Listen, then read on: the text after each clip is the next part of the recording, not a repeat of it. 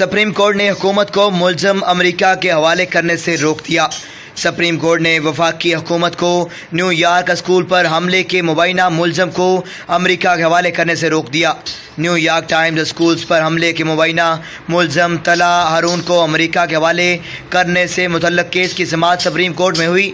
وکیل درخواست گزار نے کہا کہ سپریم کورٹ نے تو حسین حقانی کو بھی واپس لانے کا حکم دیا تھا، لیکن انہیں آج تک واپس نہیں لایا جا سکا۔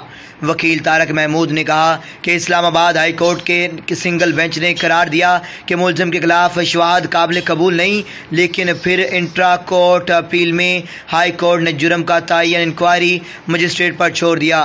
طلحہ ہارون کے وکیل نے مزید کہا کہ خدشہ ہے مجسٹریٹ برائے نام کارروائی کر کے ملزم کو امریکہ کے حوالے کر دے گا۔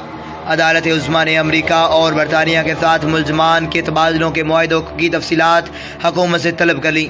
سپریم کورٹ نے ملزم طلحہ ہارون کو تاحکم ثانی امریکہ کے حوالے کرنے سے انکار کر دیا۔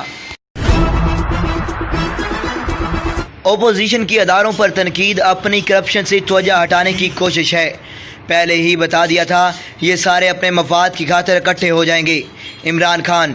اسلام آباد میں وزیر اعظم عمران خان نے کہا ہے کہ اپوزیشن کے اداروں پر تنقید اپنی کرپشن سے توجہ ہٹانے کی کوشش ہے۔ ایکسپریس نیوز کے مطابق وزیر اعظم عمران خان کی زیر صدارت پارٹی اور حکومتی ترجمانوں کا اجلاس ہوا۔ اجلاس میں حکومت نے اپوزیشن کی قرارداد پر بھرپور جواب دینے کا فیصلہ کیا۔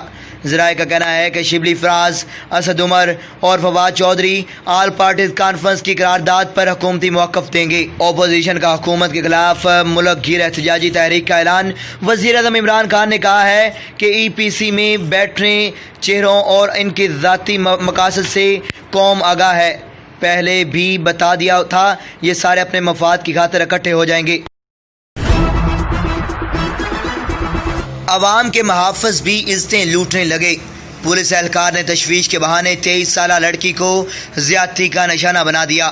تفصیلات کے مطابق 15 پر کال کرنے والی لڑکی زیادتی کا نشانہ بن گئی۔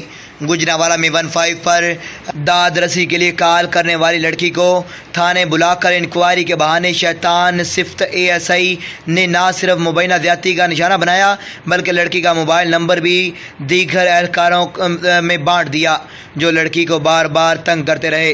بتایا گیا ہے کہ متاثرہ لڑکی نے انکوائری افیسر کے خلاف سی پی او گجرانوالہ کو درخواست جمع کروا دی، جس پر سی پی او رائے بابر نے ایس پی صدر اور ایس پی سول لائن کو انکوائری کا حکم دے دیا۔ درخواست میں اے ایس آئی یاسین کی جانب سے ہراساں کرنے کا الزام بھی سامنے آیا ہے۔ دائر کی گئی درخواست میں موقف اپنایا گیا کہ تھانہ آروپ کے علاقہ میں اوباش افراد نے جھگڑے کے دوران کپڑے پھاڑ دیے، جس پر میں نے 15 پر مدد کے لیے کال کی اور پھر مجھے تفتیش کے بہانے بلا کر اے ایس آئی نے مبینہ طور پر زیادتی کا نشانہ بنایا۔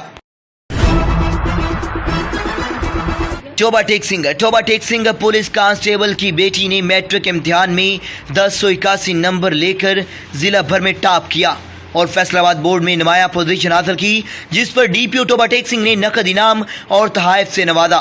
ٹوبہ ٹیک سنگھ میں پولیس ویلفیئر اسکول دی ایجوکیٹرز کی ہونہار طالبہ اور حاضر service police head constable Ghulam Murtaza کی بیٹی آئمہ مرتضیٰ رول نمبر 440657 کو میٹرک امتحان میں 1100 میں سے 1081 نمبر لے کر ضلع بھر میں ٹاپ کرنے اور فیصل آباد میں نمایاں پوزیشن حاصل کرنے پر ڈی پی او ٹوبہ ٹیک سنگھ نے اس کے والد اور بچی کو اپنے دفتر میں چائے پر مدعو کیا، جہاں انہیں کیش ایوارڈ اور تحائف سے نوازا گیا۔